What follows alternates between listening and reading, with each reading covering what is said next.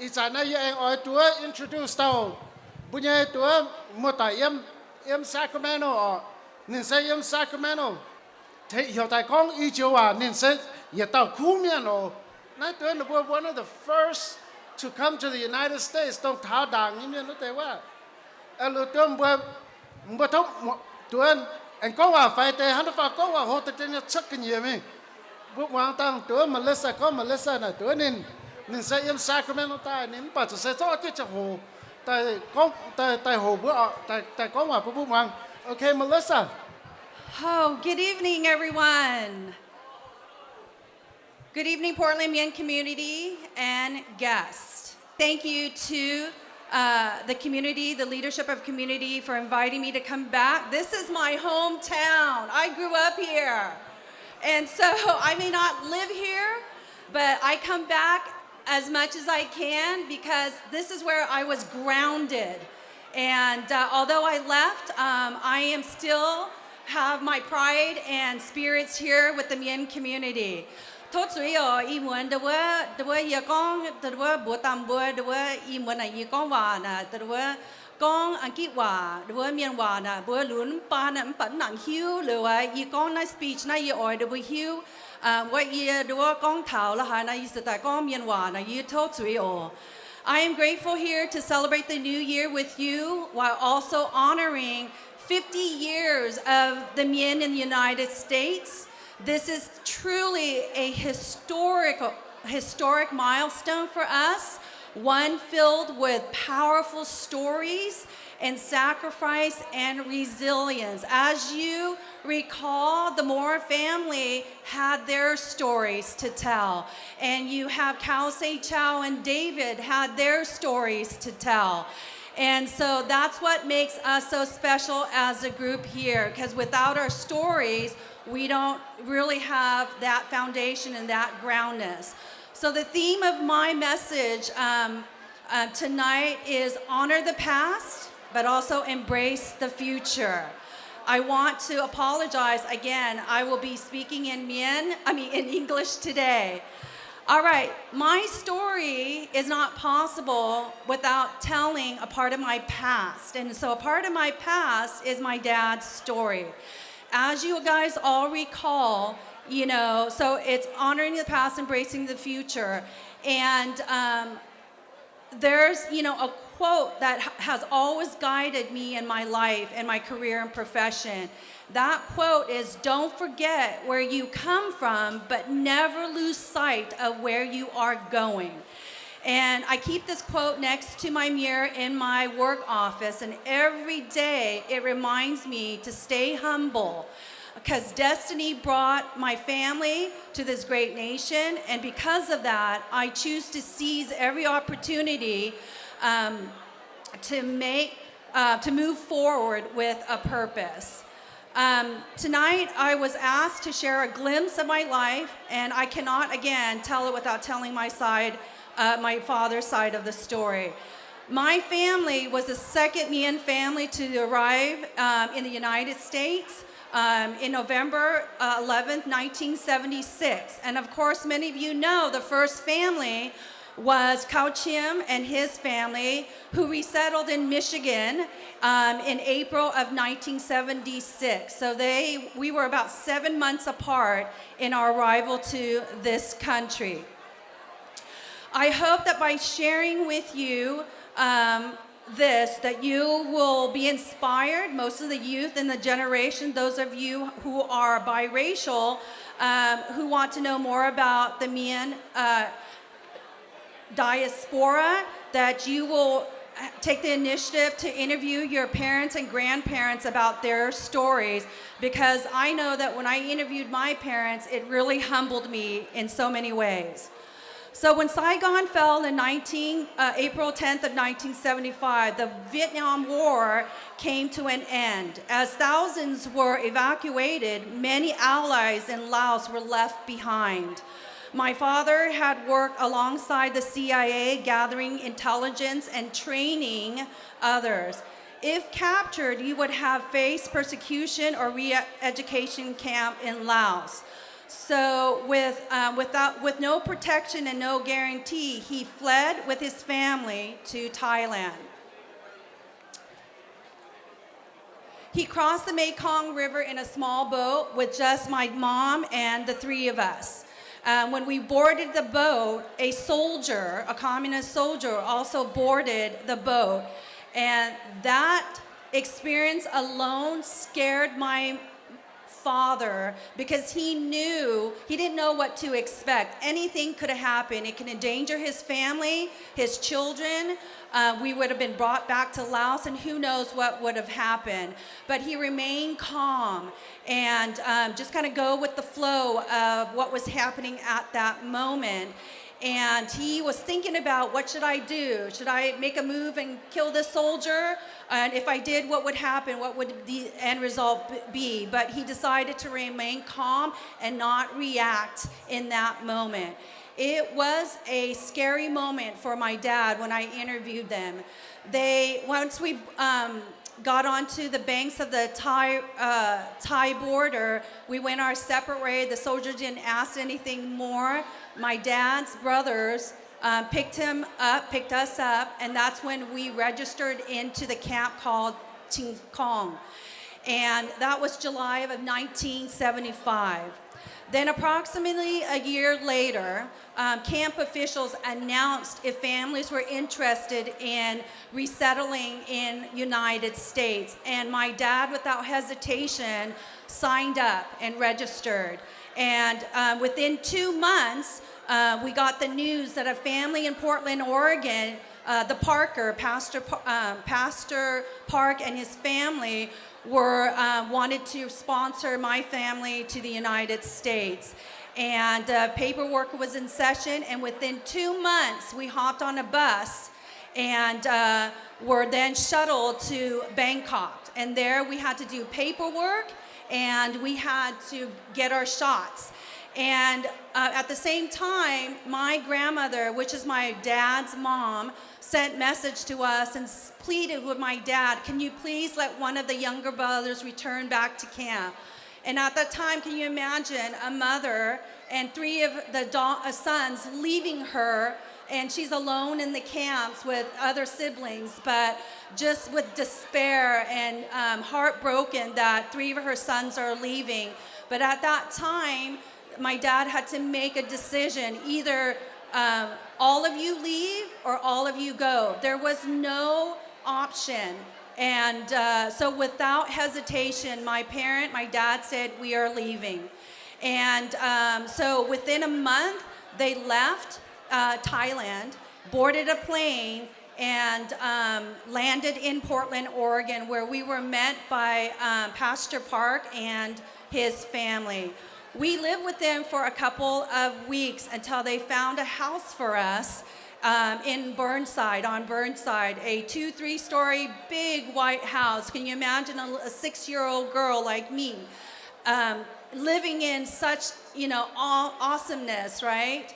And, paved roads and cars and everything you could imagine that we see now was what I saw back then. And it was just overwhelming to experience that. We lived with 2 or 3 other Hmong families, and then at that same time, Chow San, who's one of our very respected and known leaders, reached Kao Chim in Michigan to let him know that, hey, another Mien family resettled in the United States, and they lived in Portland, Oregon. And numbers, he called my dad, spoke with my dad. Kao Chim's mother spoke with my mom, and that's where they made the connection. And Kao Chim's mom said, I want to go see Fu Wang's family. So they drove all the way from Michigan to Portland, Oregon to meet with my parents. And one thing led to another. Mr. Kao Chim's mom refused to go home. So he sent her son back to Michigan and told him to bring the rest of the family to Portland, Oregon. And that's exactly what he did. And so they moved into an apartment, which is now called Halsey Square. And we also moved out of that big home and into another apartment at Halsey Square. And it happened to be the very first apartment complex next to the Moore family. And so we were closest to the Moore family. And I imagine in 76 through 79, that is when we made our first contact. My brother Ketwong and David were also kind of part of that. Mrs. Moore opened up their arms, she and her husband, to their home, inviting us, teaching the ways of the American life, having us experience different foods like the graham cracker, right? But she took tons of photos, right, of every child that she came across with. And that's where she built that foundation and those memories for us, because a lot of us still have those photos to share. And so from then on, I started my first school. And so being 6 years old, I went to Charles Rice School. How many of you went to Charles Rice School? I know many of you. I see hands. Charles Rice School was the school for all of us because it was the school that housed the most Southeast Asian refugees, Mien, Hmong, Lao, and Vietnamese. And I had bad experiences, but also good experiences in school. But the most memorable was Mrs. Jensen, my second grade teacher. She was the most loving, warming, and caring teacher that made a huge difference in my life. She opened the doors for me by signing me up for what we called then the Bluebirds, which is a form of Girl Scouts. And Bluebird, we wore our special costumes. It opened my eyes to the world in the United States, or particularly in the Portland metro area. It allowed me to experience life. We went camping, we went, ice skating, in slumber parties. Have you ever imagined a 6-year-old who just arrived in this country going to other families' home, Caucasian homes, and doing slumber party? That was all new to me, but the experience offered me opportunities and potential. And she was the teacher that did that for me. I'm so grateful for her for that opportunity. And then, as you know, I didn't get to stay in Charles Rice School for very long. I moved to Aloha, Oregon, which is about 30 minutes away. So I lost contact with the Moore. I lost, contact with a lot of the friends that I developed at Halsey Square. Just when I left, the first wave of Mien people started arriving about 79-ish to like the early 80s. And so, I missed that experience with, my fellow Mien friends. But in the suburban areas of Aloha, and I, went to a school that had no diversity.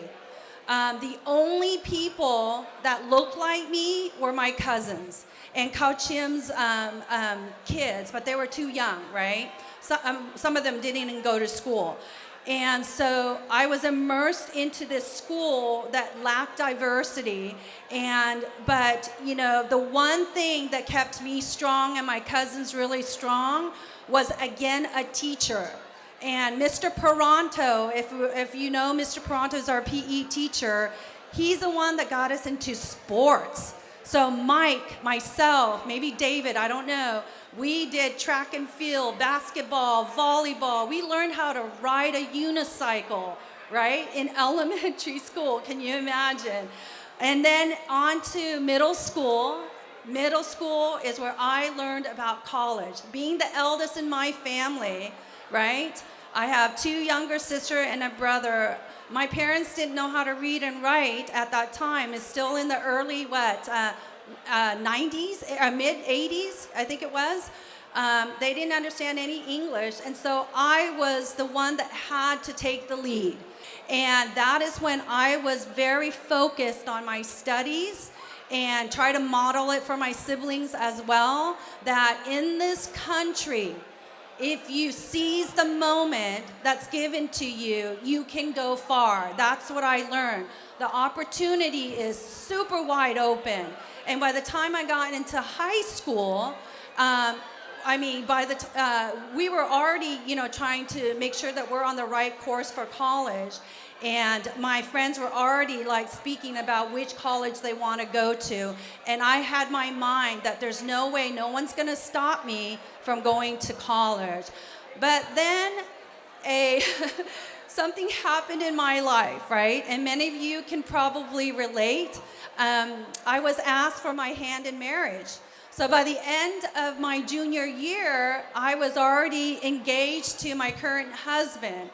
And so at that time, of course, you can imagine, what the hell was I thinking about? Am I making the right decision? What about my career? I was so headstrong about where I was going to go. But we got married, went down to the Bay Area and lived there for 30-something years. And that is when everything in my world changed. What I thought I knew about my community, I did not know. What I thought I knew about why I came to this country, I did not know.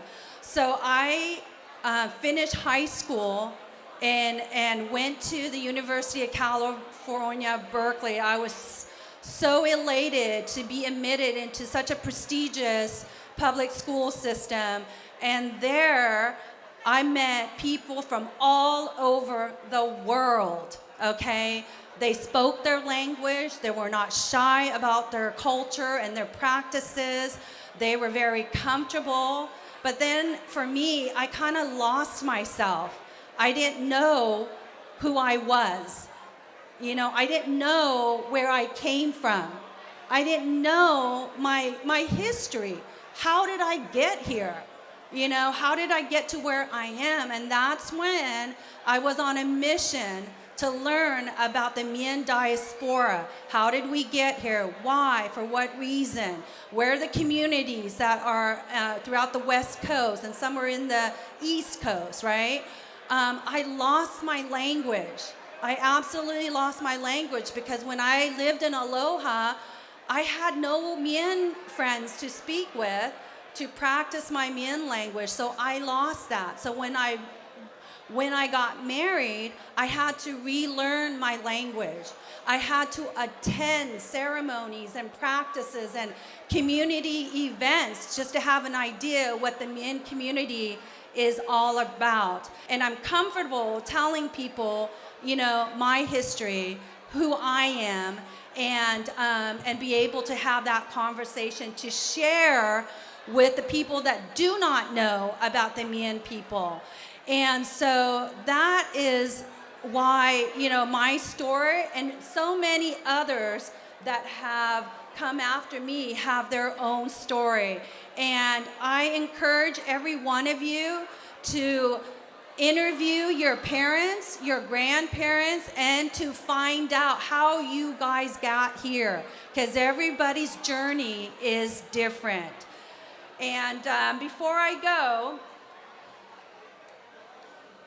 I really want to say that, my story where I am today, currently, I am a principal of an elementary school, K through 8. I have 570 students.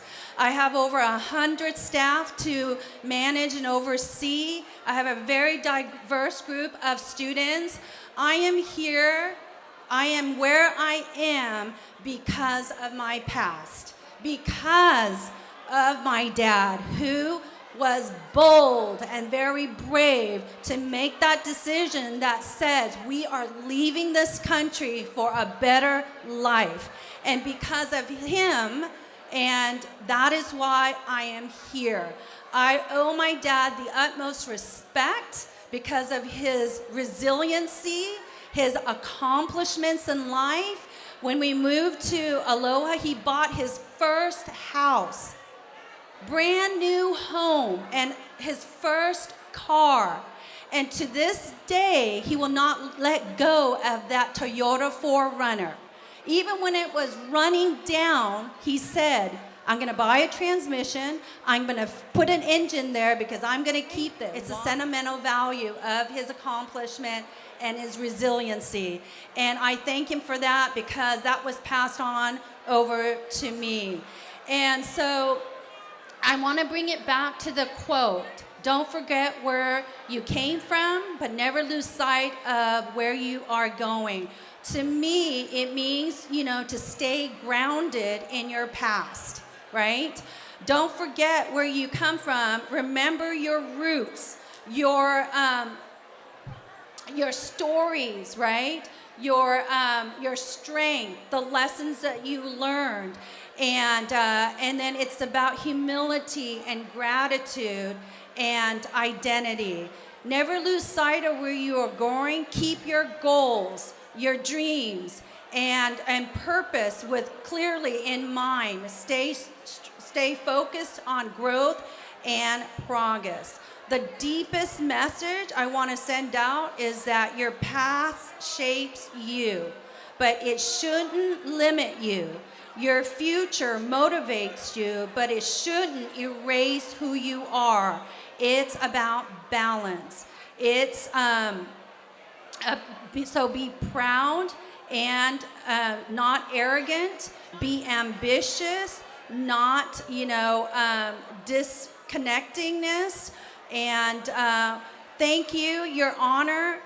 Thank you for today, for allowing me to share a little piece of myself, my dad's story, and how we came to the United States. Because today is a twofold celebration, right?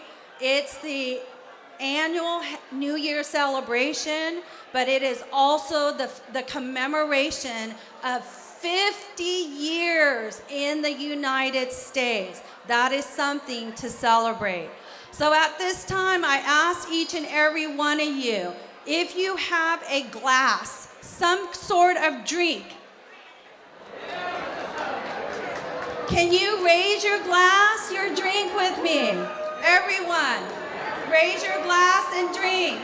And let's say, Bang on Xiangyang. Everybody, Bang on Xiangyang. Happy 50th, Mien to the United States. Thank you so much for your time and thank you for listening. I appreciate it.